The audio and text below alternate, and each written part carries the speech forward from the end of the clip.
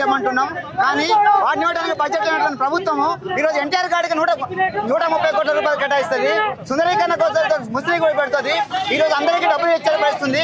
కానీ విద్యార్థులకు ఓట్లు లేవు. విద్యార్థి ఓట్లు వేసిన వాళ్ళు కాదు కాబట్టి విద్యా సంవత్సరం పట్టించుకోవట్లేదు, విద్యాసం పట్టించుకోవట్లేదు అనేటువంటి ప్రధాన డిమాండ్ తోటి ఈరోజు మేము డైరెక్టర్ ఆఫ్ స్కూల్ ఎడ్యుకేషన్ ముందు ధర్నా పెట్టినాం. దీనికి కారణం ఒకటే, కార్పొరేట్ విద్యను మొత్తం పెంచి పోషిస్తుంది, ప్రైవేట్ విద్యను పెంచి పోషిస్తుంది. ప్రభుత్వ విద్యా సంస్థలు రాను ప్రతి విద్యా సంఘం ప్రారంభంలో విద్యా సంఘాలు మొత్తం కూడా గొడవ చేస్తున్నా కానీ పట్టించుకోకుండా ప్రభుత్వ విద్యాసం మూసేస్తుంది. ఈ రోజు ఈ సంవత్సరం కూడా 1600 పాఠశాలను మూసేసిన పరిస్థితి ఉన్నది.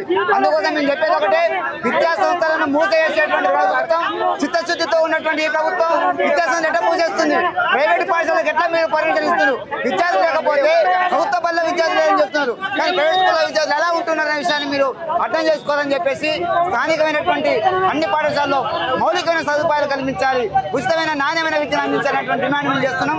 కార్పొరేట్ విద్యా సంస్థలు ఫీజు వసూలు చేస్తున్నాయి. ఎల్కేజీకి ఈరోజు ₹1,00,000 చేసే పరిస్థితి ఉంది. యూకేజీకి 50,000 నుంచి 200 లక్షల రూపాయలు వసూలు చేసే పరిస్థితుంది. మేము అంటున్నాం, 2 లక్షల రూపాయలు పెట్టి ఒక పేద విద్యార్థి చదువుకునే పరిస్థితి ఈరోజు ఉన్నదా అనే విషయాన్ని అర్థం చేసుకోమని అంటున్నాం. అందుకోసమే మేము అడుగుతున్నట్టు ఒకటే, నిజంగా రేవంత్ రెడ్డి ప్రభుత్వం సిద్ధచిత్తు ఉంటే మీరు విద్యార్థి యొక్క విద్యా లక్షణాలు ఉన్నటువంటి ప్రభుత్వ విద్యను కాపాడండి, ప్రభుత్వ విద్యా సంస్థలు కాపాడే విధంగా చేయండి.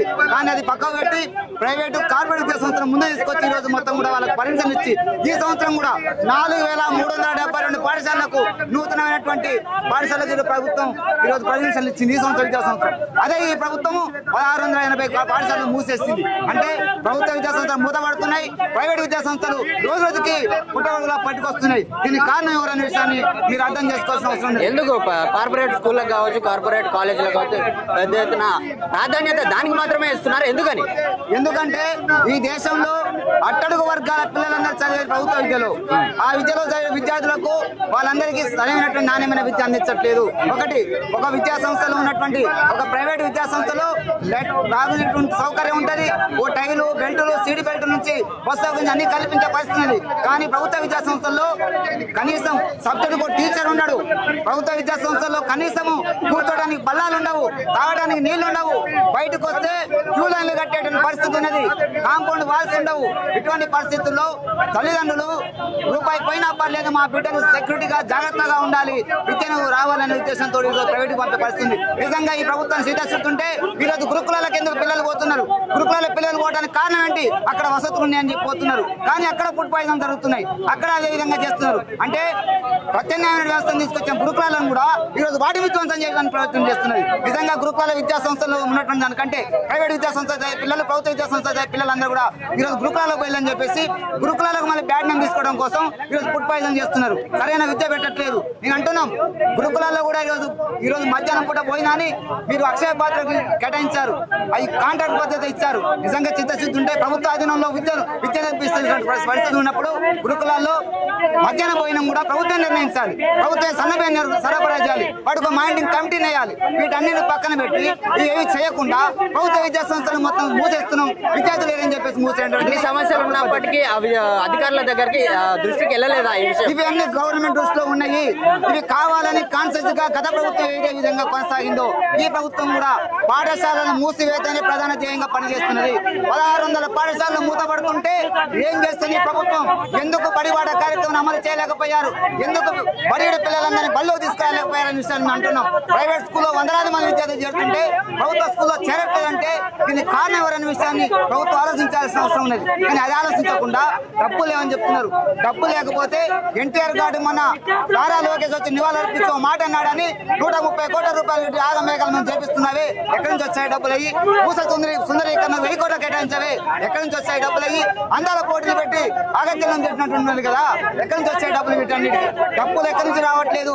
అంటే విద్యా సంస్థలను బాగు చేయడానికి, విద్యార్థులకు చదువు చెప్పడానికి, నేటి బాలలే రేపటి పౌరులు అని చెప్పి రాజ్యాంగం చెప్తుంటే విద్య ప్రాథమిక హక్కులో ఉంటే విద్యను చేయాల్సిన ప్రభుత్వం విద్యను చేయకుండా మీరు దాన్ని పక్కకు పెట్టి మీరు వెచ్చించేటువంటి కాంట్రాక్టులకు కమిషన్లు కక్కుతుబడి మీరు మీ సుందరీకరణ పేరుతో కాంట్రాక్ట్లకు ఇచ్చి కమిషన్ తెగడానికి మీరు చేసే ప్రయత్నం తప్ప మీరు పేద విద్యార్థుల గురించి మాట్లాడింది ఎక్కడ, పట్టించుకుంది ఎక్కడ అనే విషయాన్ని అడగటం కోసం ఈరోజు డైరెక్టర్ ఆఫ్ స్కూల్ ఎడ్యుకేషన్ ముందు ధర్నా పెట్టాం. PDS ప్రగతిశీల ప్రయాసం విద్యార్థి సంఘంగా మీ ప్రభుత్వాన్ని హెచ్చరిస్తున్నాం. తక్షణమే రాష్ట్ర వ్యాప్తంగా ఉన్నటువంటి అన్ని పాఠశాలల్లో సరైన మౌలిక వసతులు కల్పించాలి. బెస్ట్ అవైలబుల్ స్కూల్ కింద పేద విద్యార్థులు చదువుకున్న విద్యార్థులకు ఈ రోజు మీరు ఫీజు రియంబర్స్మెంట్ ఇవ్వట్లేదు. అది ఇవ్వకపోగా నర్సంత పెండింగ్ ఉందని ప్రైవేట్ విద్యాసంస్థల్లో కార్పొరేట్ విద్యాసంస్థలు చదువుకునే పేద విద్యార్థులు ఎలా కొడుతున్నారు, వాళ్ళకి ఆదుకునే విధంగా ప్రయత్నం చేయాలి అనే విషయాన్ని మేము స్పష్టం చేస్తున్నాం. అట్లాగే కార్పొరేట్ ప్రైవేట్ విద్యాసంస్థలకు విచ్చలెడుగా మీరు ఈ రోజు అనుమతులు ఇస్తున్నారు.